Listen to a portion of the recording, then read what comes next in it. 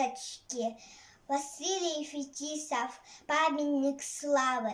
На поляне от лагеря близко, где багульник 100 лет цветет. На дорогу ждет обелиска, пехотинец, матрос и пилот. Отпечаток счастливого детства сохранился на лицах солдат, но уже никуда им не деться от военной суровости дат.